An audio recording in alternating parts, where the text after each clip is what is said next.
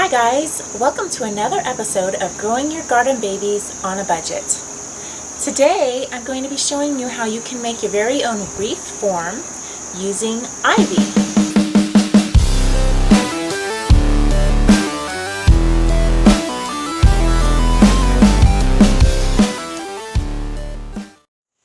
It's a beautiful day here in Lexington, Kentucky. The crickets are humming, the birds are chirping, and it's late September. The weather is fantastic. It's probably in the low 70s and no humidity, which is my favorite type of weather. What a great day to make some wreath forms, and just in time for them to dry out. They will need to dry for maybe a few weeks to a month. Then you can decorate them and they'll be ready just in time for Christmas to give away for gifts, or maybe sell a few of them on Etsy. The greatest thing about using the ivy is that it is a renewable material, and another thing is it's free. So the first thing that you'll want to do when using these materials is you want to remove the leaves. I thought about trying to preserve the ivy leaves because they are really pretty, but honestly once they dry out, they're just going to dry out and be old, brown looking, dried up, yucky, crumbly leaves. So basically I'm gonna just remove them, and if you happen to know how to preserve these ivy leaves, then please leave a comment below.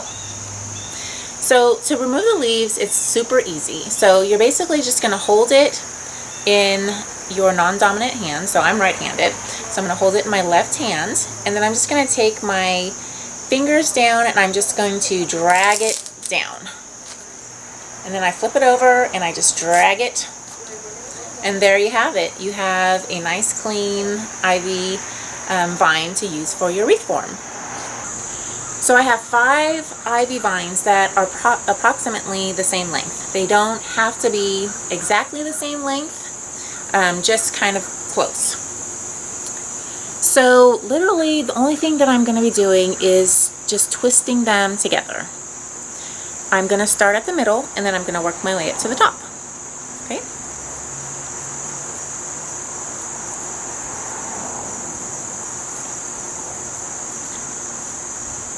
There's literally no rhyme or reason of how I'm doing this. I'm not even doing it evenly. I'm just, as I grab, I'm just twisting and kind of tucking them in.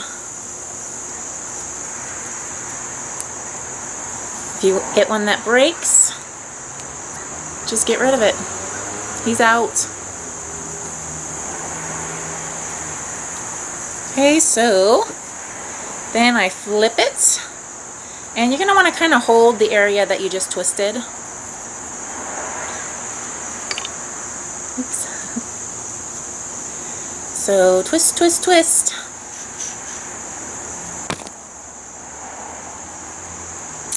Sorry, you guys are all getting hit with my little vines here. So I'm twisting, twisting, going all the way up to the top. And I've got this gangly guy here, and he's going to come in handy later.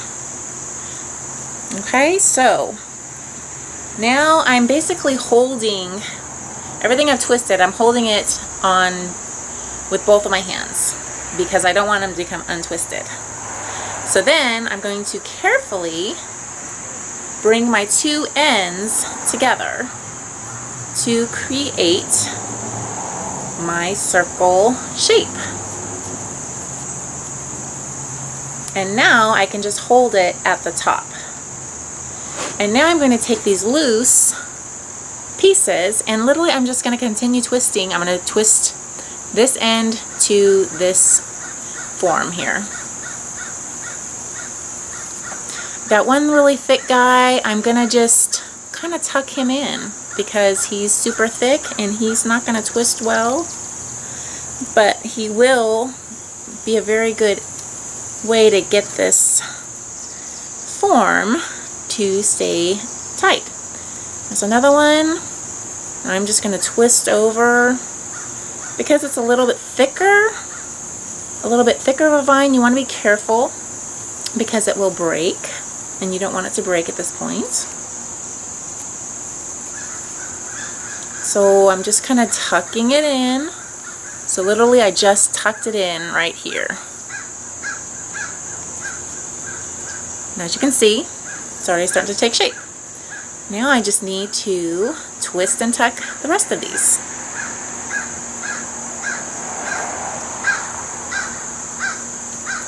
And I find at this point it's kind of better to just go one at a time. And I'm going to leave this thinner one for last because he is going to work to really hold this wreath form together. So, got one more.